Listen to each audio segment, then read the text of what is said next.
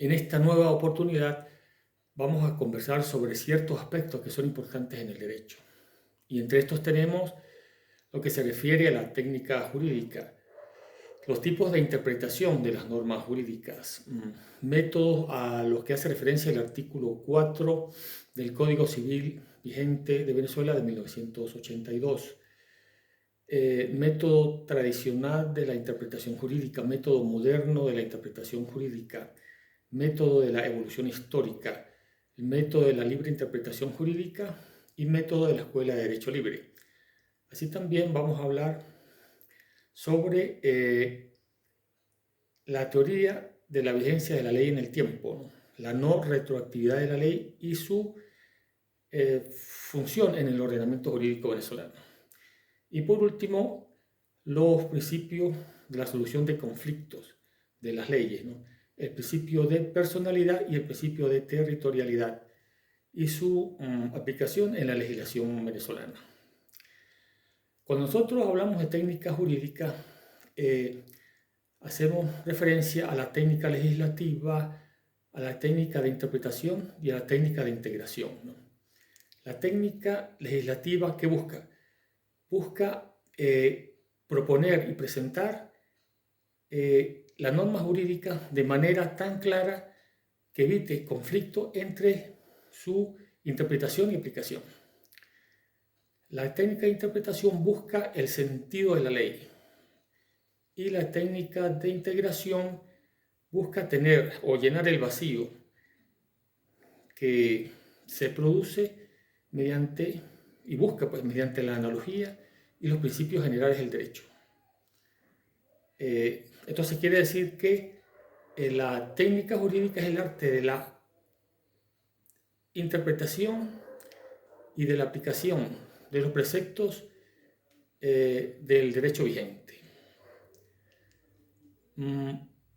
Tipos de interpretación jurídica.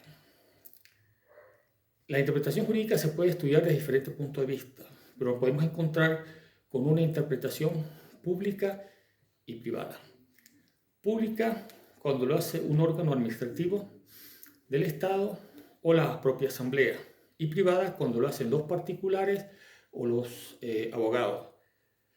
También nos encontramos con la interpretación judicial o auténtica que lo hacen los jueces de la República.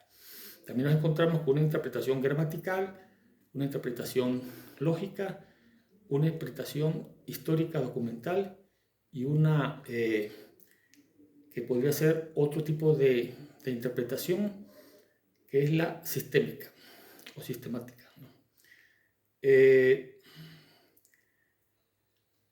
Hay, aparte de eso, otros métodos de interpretación, como los métodos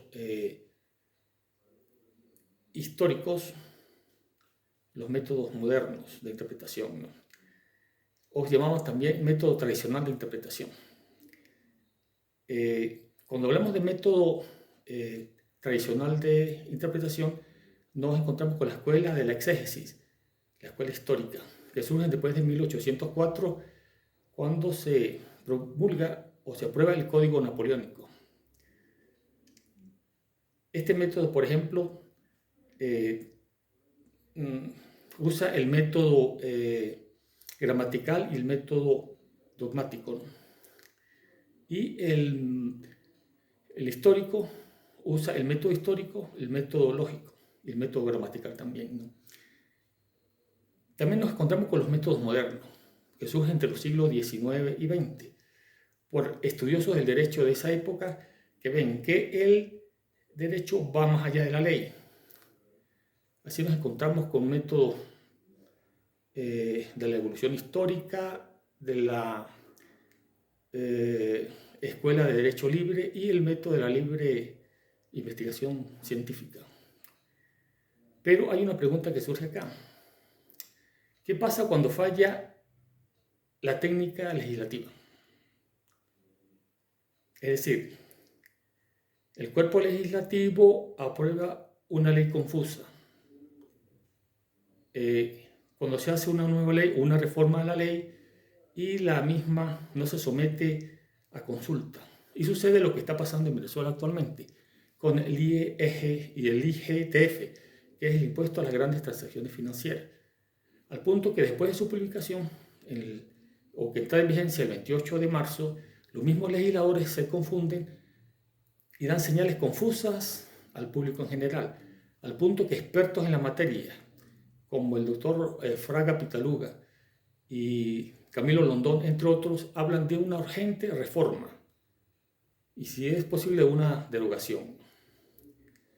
Por otro punto, vamos a hablar sobre las teorías de la sobrevigencia de la ley en el tiempo. El artículo 1 del Código Civil establece que en Venezuela las leyes se oficializan después de su publicación en Gaceta o en la fecha que ella misma lo señala, ¿no? Entonces explica que la ley tiene un antes, un durante y un después. El antes implica que hay un proyecto de ley que se somete a un procedimiento formal, ¿no? Pero ¿qué tal si se somete una ley de eutanasia a partir de los 20 años, por dar un ejemplo? Esa ley puede traer grandes polémicas. Pero esa ley, una vez que entre en vigencia, puede ser derogada, puede ser reformada total o parcialmente, o simplemente puede tener otro de los que nos establece el artículo 218 de la Constitución. Esa ley puede ser abrogada por referendo. Implica que tenemos el antes, el durante y el después, que es el fin a esa ley, en un espacio de tiempo. También en este aspecto tenemos la teoría de los derechos adquiridos y la teoría de los hechos cumplidos, así como las situaciones jurídicas. Cuando hablamos de los derechos adquiridos, se hace mención al origen de una situación jurídica consolidada. Por ejemplo, se quiere aprobar una reforma a la ley del trabajo y se elimina las prestaciones sociales. Por ejemplo, en Venezuela eso no es posible porque eso ya es un derecho adquirido.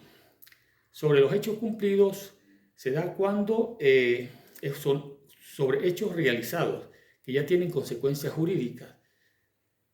Por ejemplo, se reforma la ley del seguro social y se iguala las personas que tienen 55 años, que son las mujeres, al hombre que tiene 60 años, para tener acceso a la pensión. En ese aspecto, las personas que tienen de 55 a 59 años, por el hecho de que haya modificado la ley, no van a perder su derecho a pensión, porque ya fue un hecho cumplido y eso no se puede modificar. Cuando hablamos también sobre la no retroactividad de la ley, nos hacemos mención a la Constitución en su artículo 24, lo cual establece que las disposiciones legislativas no tienen efecto retroactivo, así como el artículo 3 del Código Civil, que establece que la ley no tiene efecto retroactivo, solo para o con fines procesal y penal cuando éste beneficie al reo. Y por último, la aplicación de la ley en el espacio, cuando se presenta también el conflicto de leyes, ¿no? En este caso se aplica la ley que esté más reciente o la ley de la especialidad y se toma en cuenta la jerarquía de las leyes. Y por último, cuando vamos al principio de la personalidad y el principio de la territorialidad, en la personalidad nos encontramos, por ejemplo, que o se da cuando esta ley regula la actividad de la persona, no importa el sitio donde esté. Es decir, la ley persigue al individuo. Y el principio de la territorialidad significa que bien sea la persona nacional o extranjera, se rige por el sitio donde ellos estén. Es decir, el sistema jurídico en dicho estado donde se encuentren. Pero en Venezuela, con la ley del derecho internacional público, se aplica el principio del domicilio, en sustitución del principio de la personalidad, ya que en los artículos 9, 10, 11 y 26, última parte, fue derogado. Gracias.